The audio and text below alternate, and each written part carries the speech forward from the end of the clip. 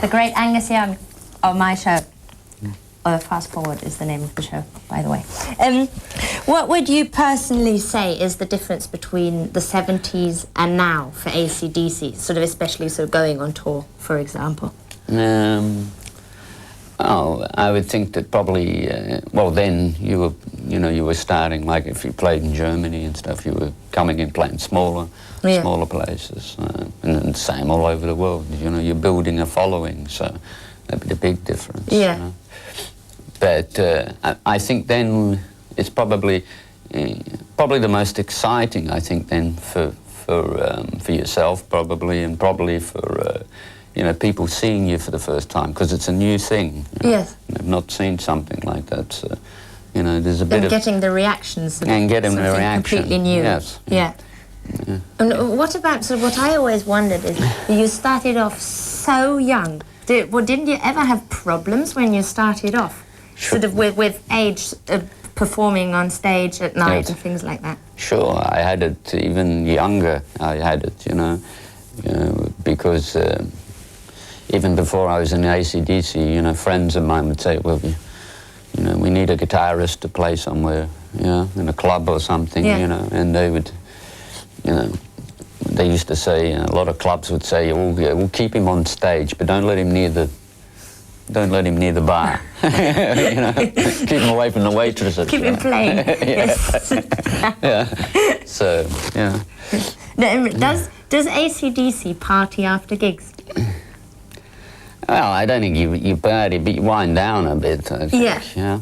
So you have to get down a bit. Yeah. In the early days, you would, everything's new to you, so there's a lot of, there's a lot of things out there that you see and hear, a lot of wild times, Yeah. But as you get older, I suppose you go, well, I've got to do this, that, and that tomorrow. I've got to get up early. So, you've got to try and look after yourself. And what's another thing? Is it true that you don't drink? Me, I never did. I never drank. You never did? So you did. didn't even stop drinking sometime? You never started? No, I never started, I just had to, why, exactly? Well, I figured everyone else in the band did it for me, so... Yes, exactly. They drank enough, didn't They drank enough. That's true. But another thing is sort of the way you perform on stage is just so unbelievably wrecking. Yes. And that you smoke so much. That's right, because that would be one thing that I would stop. Yes. I don't know why. It's almost it's a strange thing if you're in my position and you put on that school suit. It seems to take you somewhere else. Yeah. So into a different world. Into your own little crazy world. Yes. And have you got a favourite album of AC/DC? A favourite? I like them all.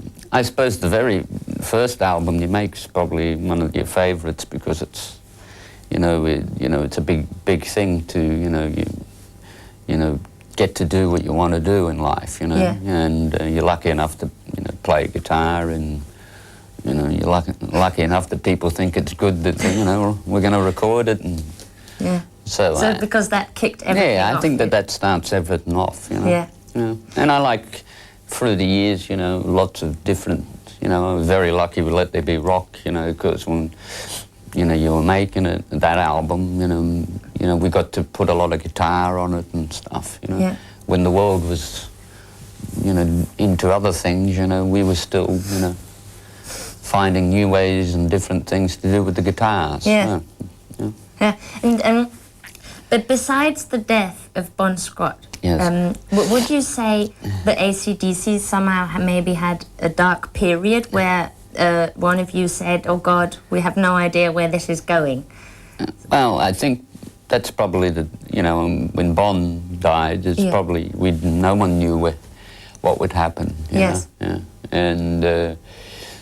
At the time, you just felt, well, we should maybe try and finish what we were doing at the time, which was the album Back in Black. Yeah, and, because you knew that he would want you to do that. Yes, also. He was very much, Bon was, a man the same as yourself, If you're going to do it, You know, do it to your best. Yeah. And, you know, he took great pride in his work. That was what meant most to him, you know, his lyrics and songwriting and, you know, performing. So, you know, it meant a lot to him, and I thought the same. My brother thought the same, you know. So,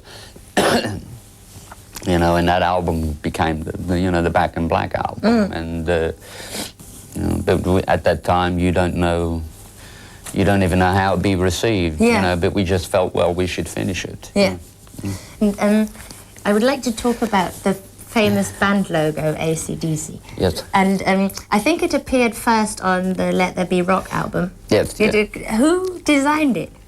Well, actually, it came via, there's a man in England, he came up with the idea of that, you know, style, a bit, I suppose, a bit old world, a bit gothic-y looking, I suppose. Yeah. Because it's sort of that person must have sort of designed the most famous band logo in the world. He probably did. Yeah, he did.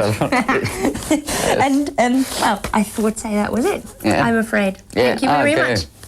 Thank you. Mon plaisir.